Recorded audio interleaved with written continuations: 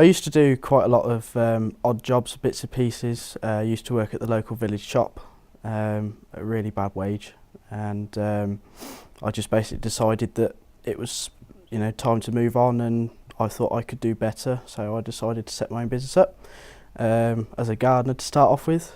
Did a few old ladies' gardens and moved away from that and started the web design company.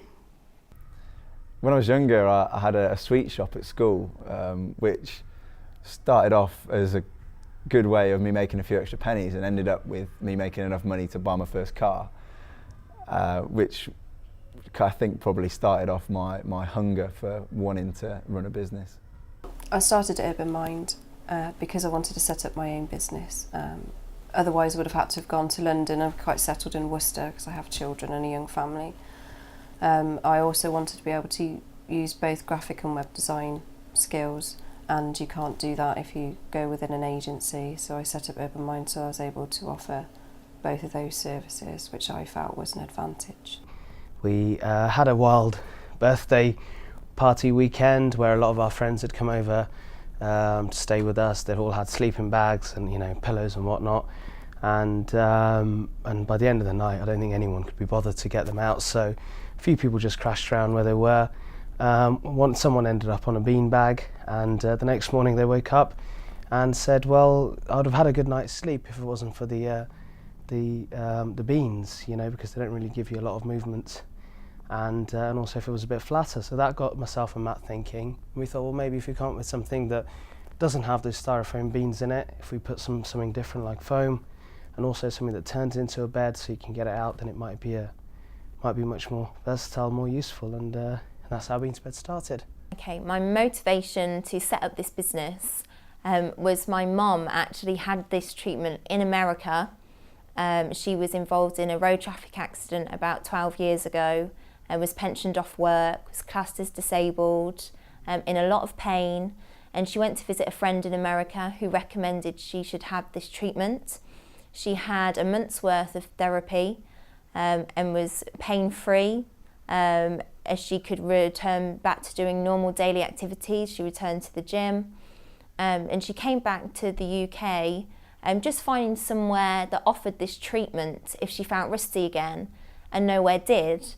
So I knew that this was my opportunity to bring something new to the UK, set my own business, and because nothing was available, so we're the only people in the UK with this equipment, and my motivation was seeing my mum's improvement in health. The direction that I had would have been a couple of years ago. I didn't really have a direction, so for me the business was that kick that I needed. It gave me a focus, to look at something to succeed in. At that time I was going for a lot of with ill health. Previously I just lost my dad within a couple of months of receiving funding. So for me, that was my lifeline at the time, to move forward. I was doing an art and design course at college. I originally decided that I wanted to be an interior designer, and then I just took a completely different direction, and it ended up in jewellery design. Absolutely loved it from there, and just decided that, yeah, that's exactly what I want to do. Setting up my own business, doing that would be ideal. I could sort of create my own designs and sell them, so it's exactly what I wanted to do straight from the start.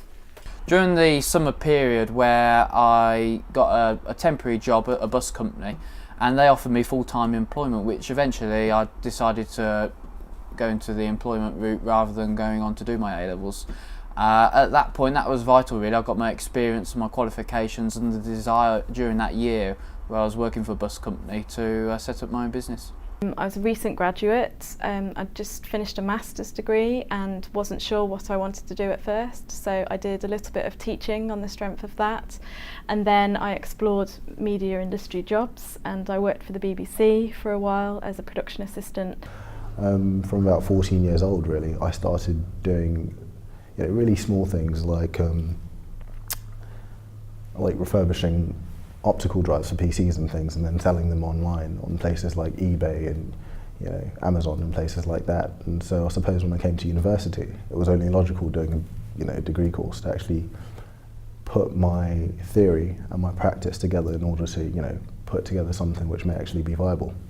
I always had a passion for cakes and patisserie, and I trained as a pastry chef, so it was always a dream really to start my own business. And then it became sort of achievable with the help and the training that I got from WPECOE and from the Prince's Trust. So yeah, that's it really. I'd been involved with a programme called the FA Young Leadership Programme, and I'd gone out to Africa and been coaching out there. Came back and my enthusiasm for football really was massive, and I just wanted to try and use it in the most productive way and the most efficient way that I could. As it turns out, I was working as an internship at a really big stock brokerage firm over the summer, and as part of the internship I submitted an event proposal which actually got approved. And so from there really I just thought to myself, well, if I can do this for free, then why can't I make a living out of this? And that's where the thinking started behind, actually putting my stuff together and putting together a company.